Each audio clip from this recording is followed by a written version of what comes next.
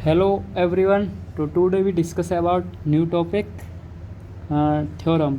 तो आज हम थ्योरम को डिस्कस करने वाले हैं डिफरेंशिएबल, क्योंकि इससे जो पहला वीडियो था उसमें हम उसकी डेफिनेशन और उसके एग्जांपल को मैं आपको क्लियर कर चुका हूँ। आज हम जो डिस्कस करने वाले हैं वो हम थ्योरम डिस्कस करने वाले हैं। फर्स्ट थ्योरम है आपकी, ठीक है, इंपॉर्टेंट है थ्योरम, क्योंकि हम इंपॉर्टेंट ही बात करेंगे। एग्ज़ाम आपके नज़दीक हैं, हम ज़्यादा उधर उधर की बात नहीं करेंगे, ओनली इंपॉर्टेंट पर फोकस करेंगे, ठीक। तो फर्स्ट थ्योरम है इसकी, every differentiable function is also continuous function but converse need not be true.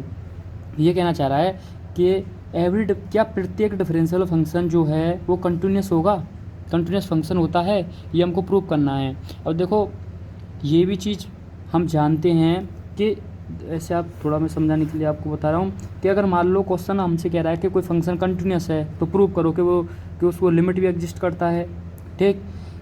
तो आपको ये मैं बताऊं कि अगर कोई भी फंक्शन या तो डिफरेंशिएबल कह रहा है वो, या कंटिन्यूस कह रहा है, इसका मतलब ये है कि उसकी लिमिट एग्जिस्ट की होगी, तभी वो कंटिन्यूस के लिए हम उसको चेक कर सकते हैं। अगर मान लो किसी भी फंक्शन की अगर लिमिट एग्जिस्ट नहीं करती है, ये इन केस में अब अगर ऐसे बताना चाहूँ कि अगर मान लो किसी भी फंक्शन की अगर लिमिट एग्जिस्ट नहीं करती है ना, तो क्या होगा कि फंक्शन कंटिन्यूस के लिए हम चेक ही नहीं करेंगे। हम अगर लिमिट एग्जिस्ट नहीं करती है तो वो कभी भी ऑलवेज ना तो कंटिन्यूस होगा ना डिफरेंशिएबल होगा, अगर उसकी लिमिट ये फेल कर जाती है। अगर मान लो कोई यानी इन तीनों कंडीशन से होकर गुजरना पड़ता है। क्रम क्या होता है, पहले लिमिट, फिर कंटिन्यूस, फिर डिफरेंशिएबल, ऐसे ही हम इसमें पढ़ते हैं क्रम में, पर लेकिन मैंने यहाँ पहले इसको स्टार्ट किया है। तो देखो अगर कोई फंक्शन अगर डिफरेंशिएबल है तो इसका मतलब ये सर्टेन है कि वो उसकी लिमिट भी एग्जिस्ट करती है और वो जो भी फंक्शन है वो कंटिन्यूस भी है अगर वो डिफरेंशिएबल है। इन दोनों कंडीशन को वेरीफाई करके आया होगा। ये समझ लो ये 10th क्लास है, ये 11th है, ये 12th है। अगर आप डायरेक्ट 12th में तो नहीं आ सकते हो भाई, जब 10th पास करोगे, अगर मान लो आप 10th में ही फेल हो गए, क्या आप 11th में आओगे? नहीं आ पाओगे ना।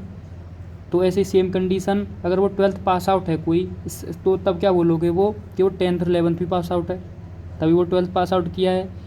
तो यही सेम चीज़ है, ये डिफरेंशिएबल कंडीशन, ये कंटिन्यूस, ये तुम्हारा लिमिट। तो ये ऐसे पार करना पड़ता है। अब ये मैं ये इसलिए समझाना चाह रहा था कि देखो ये every difference function is also continuous function, हमको ये वैसे भी हम देख सकते हैं कि डिफरेंशियल जो फंक्शन होगा वो कंटिन्यूस होगा, लेकिन ये हमको प्रूव करना, ये हवा में नहीं बताना है हमको कि ये ऐसे कुछ नहीं, ठीक है।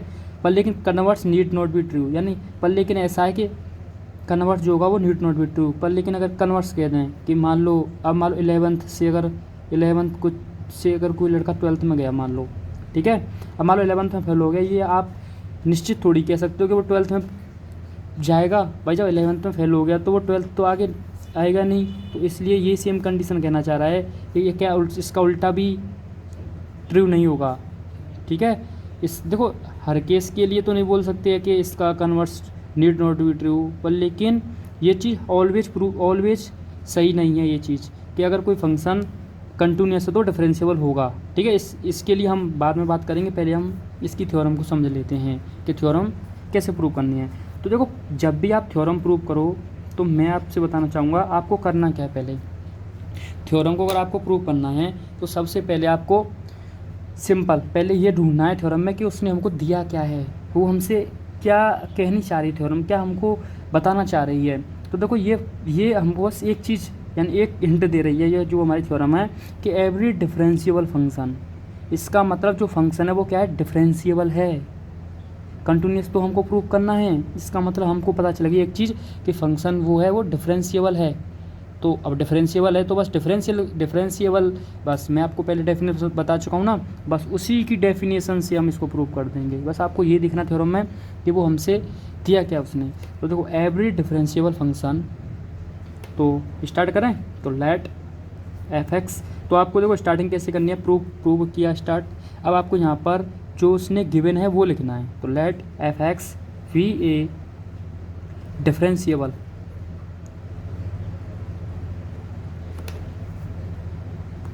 Function at point c. Clear हो गया होगा आपको, ठीक है। ये जो फंक्शन क्या है वो डिफरेंशिएबल है एट पॉइंट सी पर। अब देखो थ्योरम में अगर वो ना कहे कुछ भी कि किस पॉइंट पर, ठीक है, वो हमको एक यानी एक कोई भी पॉइंट नहीं दे रहा है कि ए पर चेक करना है कि हमको किस पॉइंट पर चेक करना है, तो हम क्या करेंगे, खुद ही एज्यूम कर लेंगे। ठीक है, तो मान लो मैंने आपको डेफिनेशन पॉइंट सी पर ही लिखा है, इसलिए मैंने पॉइंट सी ही ले लिया। तो अगर मान लो कोई फंक्शन डिफरेंशिएबल है, इसका मतलब ये तो सर्टेन है कि वो किसी न किसी पॉइंट पर ही डिफरेंशिएबल होगा। ठीक, तो वो पॉइंट मैंने मान लिया सी, आप कुछ भी मान सकते हो। तो ये आपको ऐसे सोचना है ये चीज़। अब ये भी चीज़ आपको वो अगर नहीं देता है तो हम ले लेंगे, अगर वो कहता खुद कि पॉइंट इतने पर डिफरेंशिएबल है तो हम उसको लिख देते पर, लेकिन उसने नहीं दिया है तो हमने लिख दिया खुद कि पॉइंट सी पर। मैंने डेफिनेशन भी आपको लगाई थी। ठीक, डिफरेंशिएबल होता है किसी भी पॉइंट पर, वो पॉइंट कौन सा है, सी है। अब अगर ये पॉइंट सी पर डिफरेंशिएबल है तो हम इसकी डेफिनेशन लगा देंगे। देन क्या कह सकता हूँ मैं कि एफ डैश सी क्या होगा, वो आपका लिमिट, सिर्फ डेफिनेशन यूज कर रहा हूँ मैं, कुछ अलग नहीं कर रहा हूँ। ठीक है, डिफरेंशिएबल की जो डेफिनेशन थी बस वही, ये मैं आपको कल बता चुका हूँ भाई। ठीक है, अगर आपने वीडियो नहीं देखा है तो आपको वो वीडियो देखना चाहिए। ठीक, तो क्या होगा, f dash c limit x tends to c f x minus f c upon x minus c, ये इसकी डेफिनेशन यही थी ना, विल बी एग्जिस्ट। पता और कुछ तो अलग नहीं किया मैंने, बस डिफरेंशिएबल था, डिफरेंशिएबल मैंने बता दिया उसको कि ये फंक्शन हमारा डिफरेंशिएबल है, बस डिफरेंशिएबल की डेफिनेशन लगा दी। ठीक है, विल भी एग्जिस्ट करेगा क्यों, डिफरेंशिएबल है, इसका मतलब इसका LHD और RHD दोनों इक्वल होंगे। ठीक है, और हमारी वैल्यू भी होगी वो भी एग्जिस्ट कर रही होगी। ठीक, तो इसलिए मैंने ये चीज़ लगाया बस। अब इतना हो गया, जो गिवन है वो आपने कर दिया। उसके बाद आप पता क्या करोगे, इसके बाद आप करोगे कि आपको क्या प्रूव करवाना है क्वेश्चन। ठीक है, तो हमको क्या शो करना है, तो टू शो दैट हमको क्या प्रूव करना है, ये देखो बस हमको ये प्रूव करना था कि जो डिफरेंशियल फंक्शन है वो कंटिन्यूस है, यानी function is a continuous, function is continuous. देखो जिस पॉइंट पर डिफरेंशिएबल होता है उसी पॉइंट पर कंटिन्यूस होगा। ठीक, एट पॉइंट सी, तो हमको ये प्रूव करना है कि जो फंक्शन है वो कंटिन्यूस है एट पॉइंट सी पर, जिस पॉइंट पर डिफरेंशिएबल है क्या उसी पॉइंट पर वो कंटिन्यूस होगा। ठीक, ये हमको प्रूव करना है। अब देखो, अब इसको दो चीज़ में हम लिख सकते हैं कि अगर आपने इसमें भाई एक चीज़ थोड़ी सी कंटिन्यूस की यूज होगी इसमें। ठीक है, कंटिन्यूस की डेफिनेशन इसमें थोड़ा सा, बस आपको थोड़ा सा आप समझ लो कि कंटिन्यूस की क्या होती है डेफिनेशन। ठीक है, सिंपल है, बस मैं आपको थोड़ा सा ही बताऊँ क्योंकि वो यहाँ पर यूज होगी। ठीक, क्यों कंटिन्यूस आ गया तो कंटिन्यूस ही, क्योंकि दैट इज़ करके हम बी सेल सो दैट ये भी हम कर सकते हैं। या तो आप ये दिखा दो कि फंक्शन कंटिन्यूस है, इसी चीज़ को ऐसे लिख सकते हैं हम, limit x tends to c f of x बराबर एफ ऑफ सी। मैं सिंपल बताता हूँ आपको इसकी डेफिनेशन बस। देखो मान लो कोई भी फंक्शन अगर कंटिन्यूस है, ठीक है, कोई फंक्शन कंटिन्यूस है एट एक्स इक्वल टू ए पर है मान लो। ठीक, तो होता क्या है, अगर मान लो कोई फंक्शन एक्स इक्वल टू ए पर कंटिन्यूस है तो ये डिफाइन पता कैसे होता है, limit x tends to a, जिस पॉइंट पर कंटिन्यूस है उस पॉइंट, ठीक है, f of x equal to f of a, बस ये होता है इसकी डेफिनेशन। ठीक है, और नहीं हम डिस्कस करेंगे डिफरेंशिएबल के बाद, कुछ इंपॉर्टेंट बात करेंगे हम लिमिट की भी और कंटिन्यूटी की भी। ठीक, तब और आप क्लियर हो जाएगा आपको। तो कोई फंक्शन कंटिन्यूस होता है तो ये होता है सिंपल, उसका limit x tends to a f of x बराबर एफ ऑफ ए, जिस पॉइंट पर होता है बस उसी पर फंक्शन, ठीक है, फंक्शनल वैल्यू इसके बराबर होती है आपकी ये। तो देखो किस पॉइंट पर कंटिन्यूस हमको प्रूव करना है, सी पर, तो इसका मतलब कि जो लिमिट है ना, जो लिमिट हमारा जो फंक्शन है वो उसी पॉइंट पर उसके इक्वल होता है। तो अगर इक्वल होता है तो फंक्शन क्या होता है, कंटिन्यूस होता है। ये चीज़ या तो ऐसे ये बोल दो या ये बोल दो, बात एक ही है। ठीक, limit x tends to c f of x बराबर एफ ऑफ सी, ये इसकी डेफिनेशन है कि जिस पॉइंट पर आप कंटिन्यूस दिखाना चाह रहे हो और उस पॉइंट पर जो वैल्यू है फंक्शन की वो इक्वल है limit x tends to f of x की। ठीक है, लिमिट के फंक्शन की लिमिट की वैल्यू की अगर इक्वल है, जिस पॉइंट पर फंक्शन वैल्यू आ रही है तो हम कहते हैं कंटिन्यूस है। बस ये चीज़ मैंने यहाँ पर लिखा है, सिंपल है, कुछ ज़्यादा भी डिफिकल्ट नहीं है। ठीक, अब देखो बताओ कुछ किया यहाँ तक, जो प्रूव करना था जो गिवन था वो हमने लिख दिया। ठीक, अब हम क्या करेंगे फॉर दिस, अब देखो सोचो मुझे प्रूव करना है इसकी सहायता से मैं इसको प्रूव करना चाह रहा हूँ इसकी सहायता से। अब देखो मैं कैसे सोचूंगा कि अब मुझे आगे स्टेप क्या करना है। अब मुझे देखो मुझे ऐसी इसको लेकर के ये प्रूव करना है, इसका मतलब इसकी हेल्प होगी। इसकी हेल्प का मतलब मैं देखो f of x minus f of c tick कर रहा हूँ यहाँ से, for this f of x minus f of c, ये मैं लेकर चल रहा हूँ। क्यों लेकर चल रहा हूँ मैं, तो इसकी हेल्प लूँगा मैं। तो f of x minus f c है ना, इसमें देखो ये वाला रूप मैं बनाऊँगा, ये वाला रूप देखो ये, ठीक, आप समझ जाओगे, थोड़ा सा वेट कीजिए। तो f of x minus f of c upon, अब देखो ध्यान से मुझे क्या बनाना है, f of x minus f of c upon x minus c, ये तो मैं टिक किया मैंने। अब देखो ये और लाना है नीचे, इसका मतलब एक्स माइनस सी से नीचे डिवाइड कर दूँ और मल्टीप्लाई कर दूँ, तब कोई दिक्कत आपको, कैंसिल हो जाएगा, ये आ जाएगा फंक्शन, ठीक। इसका मतलब हम ऊपर नीचे वो कर देंगे, सिर्फ इसके लिए काम किया जा रहा है, इसके लिए। अब देखो ध्यान से,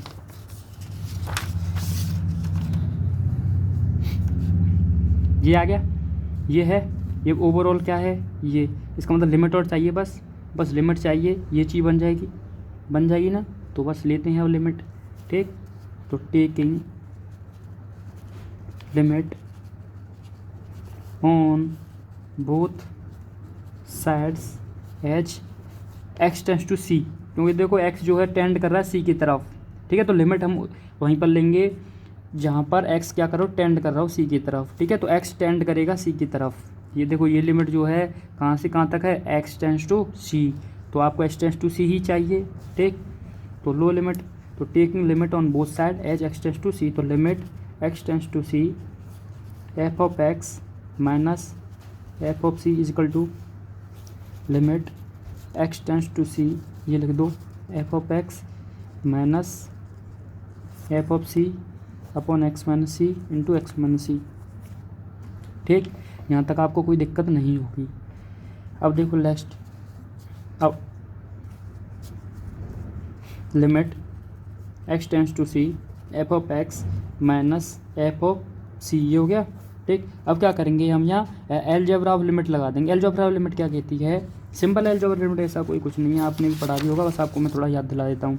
जैसे limit x tends to a हो, मान लो ये हो f of x into g x, ये, तो आप क्या कर सकते हो, इसको, इस लिमिट को डिवाइड कर सकते हो आप। अलजेब्रा ऑफ लिमिट क्या कहती है कि आप ऐसे लिख सकते हो इसको, limit x tends to a f of x into limit x tends to a g of x, ये जी ऑफ नहीं सॉरी जी एक्स, ठीक है।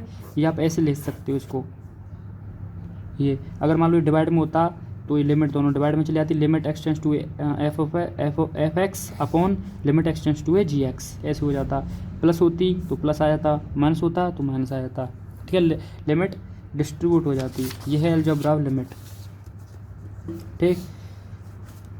तो देखो, अब देखो ये मुझे चाहिए ना, मुझे देखो ये दिख रहा होगा आपको, तो ये यहाँ से यहाँ तक मैं इसको डिवाइड कर दूँ लिमिट को अलजेब्रा ऑफ लिमिट से, यानी f of x f x minus f c upon x minus c, ठीक है। लिमिट इसके साथ आ जाएगी, limit x tends to c x minus C.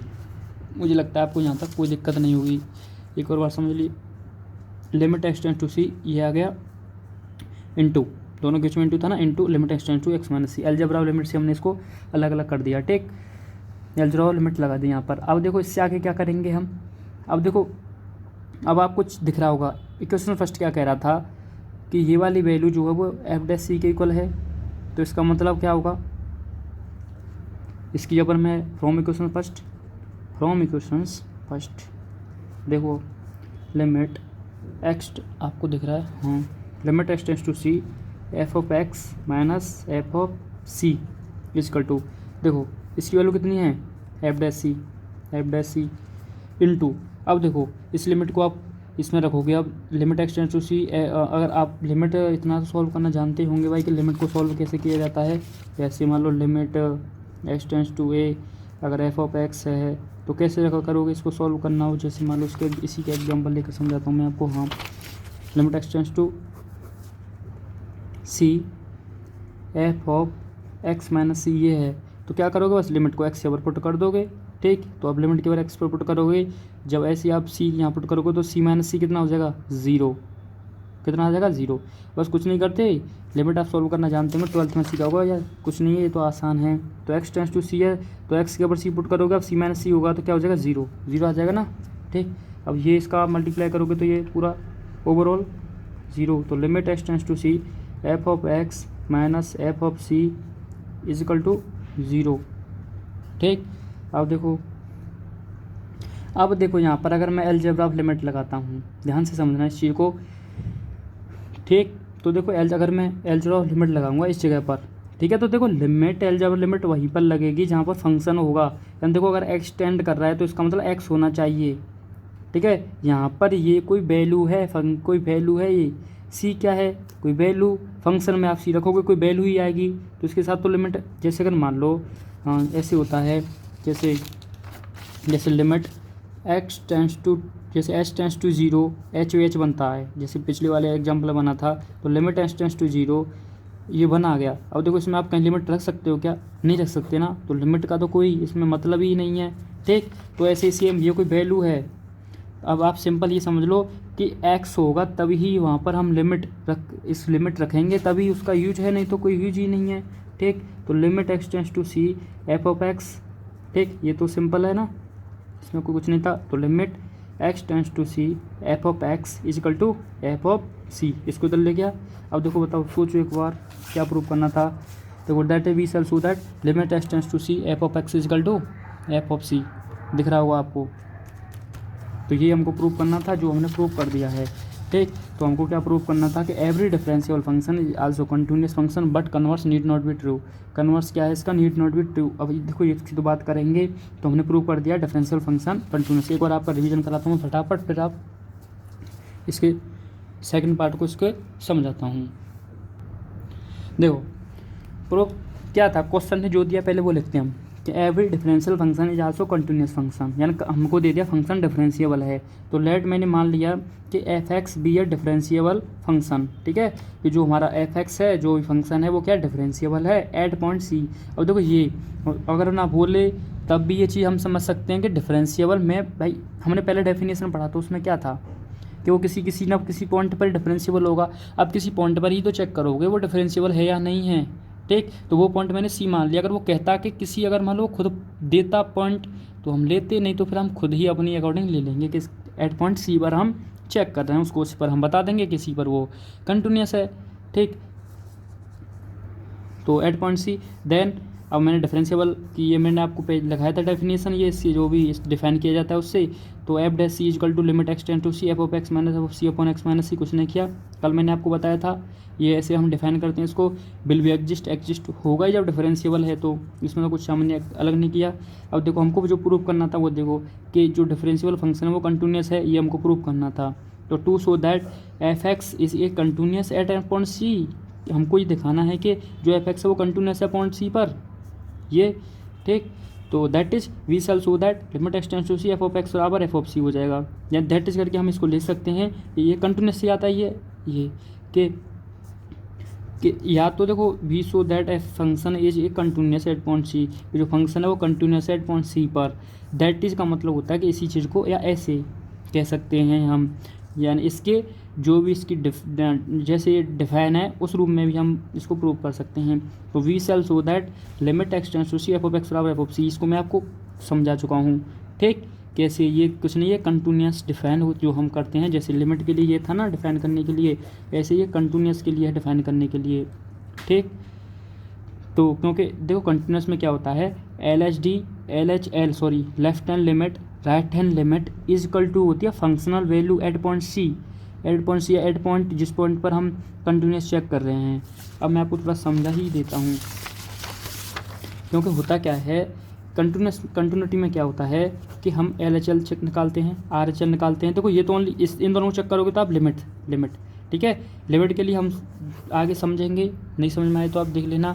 Limit के लिए तो बस ओनली LHL और RHL देखना पड़ता है, LHL इक्वल टू RHL हो तो लिमिट। और एग्जिस्ट, देखो इसको नहीं बोलूँ तो आप समझ जाना कि एग्जिस्ट तो करनी चाहिए वो, ठीक। LHL is equal to RHL। अब देखो फिर कंटिन्यूटी की बात करें, कंटिन्यूटी में क्या होता है, LHL is equal to RHL left hand limit is equal to right hand limit is equal to functional value at point a या एट पॉइंट सी, जिस पॉइंट पर हम चेक कर रहे हैं कि वो कंटिन्यूस है या नहीं है, उस पॉइंट की फंक्शनल वैल्यू भी निकाली जाती है, उसको भी चेक किया जाता है। अब देखो इन दोनों के लिए भाई LHL RHL डेफिनेशन है, ये तो बाद में निकलेगी, पहले कंटिन्यूस की डेफिनेशन आएगी, फिर हम उससे LHL की डेफिनेशन लिखेंगे, RHL की डेफिनेशन लिखेंगे। तो पहले हम इन दोनों की जगह पर हम कंटिन्यूस की डेफिनेशन यूज़ करेंगे ना, तो इसकी डेफिनेशन पता क्या होती है, लिमिट कैसे डिफाइन होता है, limit x tends to a f of x, ये, ठीक। किसके बराबर होना चाहिए, इस फंक्शनल वैल्यू के बराबर होना चाहिए, ये ऐसे निकल कर आता है। और हम समझेंगे और अच्छे तरीके से जब मैं इसको समझाऊँगा, ठीक। जो डिफरेंशिएबल था वो ज़्यादा इंपॉर्टेंट था, इसलिए हम उसको पहले डिस्कस कर रहे हैं, ठीक। तो अब हम इसका कन्वर्स, अब मैं कहाँ तक पहुँच गया था, यहाँ तक, बी सब सुदर। फॉर दिस मैंने क्या सोचा, देखो f of x minus of c था, मैंने इसको टेक किया, ठीक है, क्योंकि मुझे इससे ये प्रूव करना है तो मैं इसको लेकर चलूँगा। तो f of x minus f of c, अब देखो मुझको इस रूप का बनाना है, तो एक्स माइनस सी नीचे दिख रहा है, तो मैंने एक्स माइनस सी से ऊपर नीचे मल्टीप्लाई और कर दिया, ठीक है, डिवाइड कर दिया। अब देखो ये वाली जो आपको दिख रही हुई कंडीशन, ये बन चुका है इस रूप का, बस लिमिट चाहिए at x tends to c पर। तो मैंने बस क्या किया, taking limit on both side x tends to c, ठीक, ये मैंने लिमिट ली दोनों तरफ, ठीक है। देखो हमने लिमिट ले चुके हैं, हम यहाँ पर लिमिट ली दोनों तरफ, ये हो गया यहाँ से। अब फिर हमने क्या किया, एलजेब्रा लिमिट क्या करते हैं कि लिमिट डिस्ट्रीब्यूट हो जाती है, इसके साथ लिमिट आ जाएगी और इसके साथ लिमिट आ जाएगी, इस वाले के साथ, ठीक।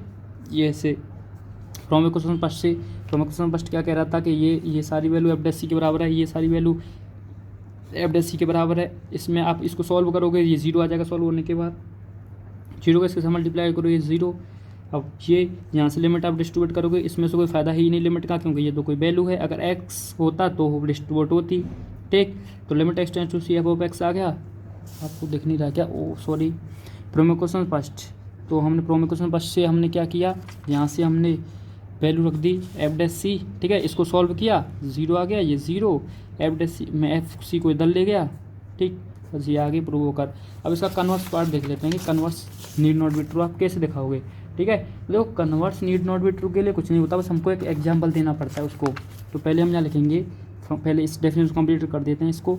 तो function is continuous at x is equal to c, ठीक है। तो जो फंक्शन है वो क्या है, कंटिन्यूअस है एट पॉइंट सी पर, function is continuous at point c. तो अब मैं इस सेकंड पार्ट को इसको डिस्कस कर लेते हैं, कन्वर्स वाले को, ठीक है। देखो जैसे अब आपको कन्वर्स पार्ट, अब आपको बस एक ऐसा एग्जांपल देना है जिसमें पता है फंक्शन क्या हो, converse need not be true का मतलब थ्योरम से समझो तो आप कि फंक्शन डिफरेंशिएबल है, हमको कंटिन्यूस प्रूव करना था। उल्टा कर दो कि जो हमारा फंक्शन है वो कंटिन्यूस है और डिफरेंशिएबल, ठीक है। वो ऐसा एक एग्जांपल दे दो जो ट्रू नहीं हो इस चीज़ के लिए, कि फंक्शन कंटिन्यूस तो हो पर लेकिन डिफरेंशिएबल ना हो। तो इसके लिए आप एक एग्जांपल दे दो। पिछले ही मैंने एग्जांपल आपको कराया था, पता क्या, f x is equal to mod x, पता है f x is equal to mod x जो होता है वो कंटिन्यूस होता है, पर लेकिन हमने पिछली बार चेक किया था, आप देखना वीडियो, आपको पता चल जाएगा कि वो फंक्शन डिफरेंशिएबल नहीं था, यानी left hand derivative not equal to right hand derivative था उसमें, ठीक, 1 और -1 आई थी। तो अब डिफरेंशिएबल नहीं तो सीधा सीधा सिंपल एग्जांपल आप उसको लिख सकते हो। नहीं मैं और एक और एग्जांपल मैं आपके सामने और रख देता हूँ, ठीक। तो एक और एग्जांपल दे देता हूँ मैं आपको, 2 एग्जांपल देता हूँ, 3 एग्जांपल हो जाएंगे, आप किसी भी एग्जांपल को लर्न कर लेना भाई, ठीक, समझ लेना उसको, बस कुछ नहीं था। नहीं f x is equal to mod x तो सबसे आसान है ही, अगर कुछ नहीं याद रही तो उसको लिख देना, ठीक। तो कन्वर्स पार्ट क्या है, need not be true. First f x is equal to mod x at x is equal to 0 पर। तो एट एक्स इजकल टू 0 पर क्या था, ये कंटिन्यूस था, पर लेकिन हमने पिछली बार चेक किया था कि ये डिफरेंशिएबल नहीं था, इसके लिए एग्जाम्पल ये बनता है। सेकंड एग्जाम्पल आप देखो, एफ एक्स, आप चेक करके बताना भाई ये चीज़, ठीक है। एफ एक्स इजकल टू, ये ग्रेटेस्ट इंटीजर फंक्शन है, ठीक है, एट एक्स इजकल टू 0 पर, ठीक। तीसरा एग्जाम्पल मैं आपको देता हूँ, f x is equal to x sine 1/x, यहाँ एक्स नॉट इक्वल टू 0, ये 0, x is equal to 0 at x is equal to 0, आप इस पर चेक करना, ये भी इसका एग्जाम्पल है। ये कंटिन्यूस तो हैं तीनों पर, लेकिन ये डिफरेंशिएबल नहीं है, ठीक। तो आप लिख दो यहाँ पर, ऑल फंक्शंस, कन्वर्स में कुछ नहीं करना होता, बस एग्जांपल देना पड़ता है हमको, ठीक। All function are continuous at x is equal to 0 but not differentiable